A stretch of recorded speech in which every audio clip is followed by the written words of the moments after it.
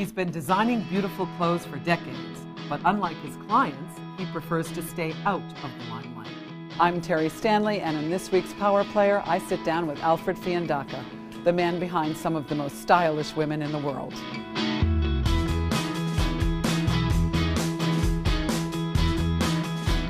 So since you've been designing, Alfred, for so many decades, fashion changes all the time. There's the trends that happen, there's the whimsy of fashion, but is there some sense of your style that doesn't change with the times or with the decades or with the minute, as some fashion does? Yes. I don't know what it is, but clients of mine say they can pick out one of my dresses. I don't know how they can do that, but if I know that a particular thing is of the moment, like they say chartreuse is the color of the day, I would never make a chartreuse dress for one of my clients because then it would look dated. Or if a particular silhouette was of the moment, that would be something I wouldn't do, because I prefer to do clothes that flatter the woman, not necessarily are of the moment. The best dressed women in the world are wearing clothes of their own taste that show their own personality. You have styled and dressed so many famous women for decades. So who are some of the women who stand out? Joan Kennedy is the sweetest woman. I love her. I worked with Joan Collins when she was doing Dynasty. Oh, wow. And that was a total surprise because she played totally against character. So you're on TV all the time with all of your fabulous creations? Like Joan Rivers, I used to do Joan every night. When she had her own show, she had her own talk show, and that was fun. She promised not to sweat things, because if she did, she'd have to buy them, and that was ideal. And who else? Oh, God. Shelley Winters became a friend of mine, and Lady Bird Johnson was also a full-figured girl, and then Nancy Reagan. Isn't that amazing, huh? Yep. You have been outed. Women's Wear Daily, Inside Edition, the New York Times, they've all come out and they've said, this is the man behind Ann Romney's style. So now everyone knows. I find it horrible. Do you? Don't you love the publicity of it? Not at all.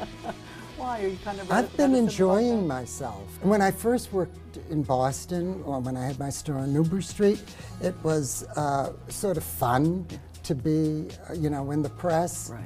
And then there's a downside to that as well. So I'm happy being anonymous. Anonymous. Well, you're not anonymous anymore, so we have to ask you, what is Ann Romney like? What is she like as a client? She's very kind, very sweet, very, very generous, and with definite tastes, definite likes and dislikes. When we work together, I direct, but it's her decision. How would you categorize her style? What's Ann's style? I'd say it's clean, classic, contemporary. A lot of people have been talking about the white suit that she had on, and she bought it, when did she buy that? It was my 2006 collection. I love the outfit that she had on for Jay Leno. Oh, that created a lot of buzz. I love that outfit. I was shocked that she did, but she does like some things that are edgier, right. Edgier, a little bit of leather, and I mean, she's got such a beautiful figure. Yeah. And you get your fashion sense, you get your talent from your father? My dad came to America as a tailor. I'm first generation. And he worked as a tailor, and then he taught pattern making. And my mom did costumes. She worked for a lot of women who were working in Scully Square. If you knew what Scully Square was about, it was a lot of strip joints. Very elaborate time, wasn't it? Yeah, it was fun because as little kids, some of the ladies would come to the house and bring us toys. On my father's day off, he would always go to help my mother, and I said to my older brother, isn't this wonderful that Daddy goes on his day off to Scully Square to help Mommy? Never knowing what Daddy was really doing. Really enjoying himself. All the women who you style look great, so we have to thank you. As a woman, we have to thank men like you, Alfred Fiandaca, for making us all look so beautiful. I am so lucky. I thank you, because I tell my grandsons I've only worked maybe 14 or 16 days in my life.